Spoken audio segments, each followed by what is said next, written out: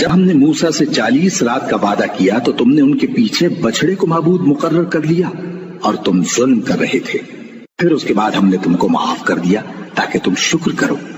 اور جب ہم نے موسیٰ کو کتاب اور معجزے عنایت کیے تاکہ تم ہدایت حاصل کرو۔ اور جب موسیٰ نے اپنی قوم کے لوگوں سے کہا کہ بھائیو، تم نے بچڑے کو معبود ٹھہرانے میں اپنی جانوں پر ظلم کیا ہے، تو اپنے پیدا کرنے والے کے آگے توبہ کرو، پھر اپنوں کو قتل کرو، تمہارے خالق کے نزدیک تمہارے حق میں یہی بہتر ہے۔ پھر اس نے تمہارا قصور معاف کر دیا، وہ بے شک بڑا معاف کرنے والا ہے، بڑا مہربان ہے۔ اور جب تم نے موسیٰ سے کہا کہ موسیٰ، جب تک ہم اللہ کو سامنے نہ دیکھ لیں گے تم پر ایمان نہیں لائیں گے، تو تم کو بجلی نے آ گھیرا اور تم دیکھ رہے تھے۔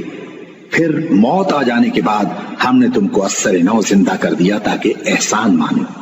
اور ہم نے بادل کا تم پر سایہ کیے رکھا اور تمہارے لیے من و سلوہ اتارتے رہے کہ جو پاکیزہ چیزیں ہم نے تم کو عطا فرمائی ہیں ان کو کھاؤ پیو، مگر تمہارے بزرگوں نے ان نعمتوں کی کچھ قدر نہ جانی اور وہ ہمارا کچھ نہیں بگاڑتے تھے بلکہ اپنا ہی نقصان کرتے تھے۔ اور جب ہم نے ان سے کہا کہ اس گاؤں میں داخل ہو جاؤ اور اس میں جہاں سے چاہو خوب کھاؤ پیو، اور دیکھنا دروازے میں داخل ہونا سجدہ کرتے ہوئے اور حطوۃ کہنا، ہم تمہارے گناہ معاف کر دیں گے اور نیکی کرنے والوں کو اور زیادہ دیں گے۔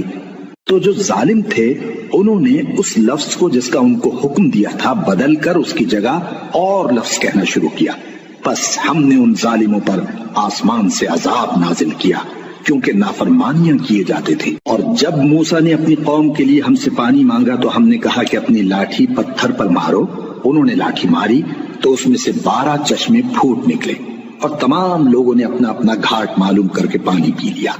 ہم نے حکم دیا کہ اللہ کی عطا فرمائی ہوئی روزی کھاؤ اور پیو اور زمین میں فساد نہ کرتے پھرنا۔ اور جب تم نے کہا کہ موسیٰ، ہم سے ایک ہی کھانے پر صبر نہیں ہو سکتا، تو اپنے پروردگار سے دعا کیجئے کہ ترکاری اور ککڑی اور گیہوں اور مسور اور پیاز وغیرہ جو نباتات زمین سے اگتی ہیں ہمارے لیے پیدا کر دے۔ انہوں نے کہا کہ عمدہ چیزیں چھوڑ کر ان کے بدلے ناقص چیزیں کیوں چاہتے ہو؟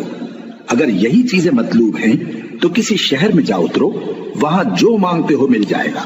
اور آخر کار ذلت و رسوائی اور محتاجی و بے نوائی ان سے چمٹا دی گئی اور وہ اللہ کے غضب میں گرفتار ہو گئے۔ یہ اس لیے کہ وہ اللہ کی آیتوں سے انکار کرتے تھے اور اس کے نبیوں کو ناحق قتل کر دیتے تھے، یعنی اس لیے کہ نافرمانی کیے جاتے اور حد سے بڑھے جاتے تھے۔ جو لوگ مسلمان ہیں یا یہودی یا عیسائی یا ستارہ پرست، یعنی کوئی شخص کسی قوم و مذہب کا ہو، جو اللہ اور روز قیامت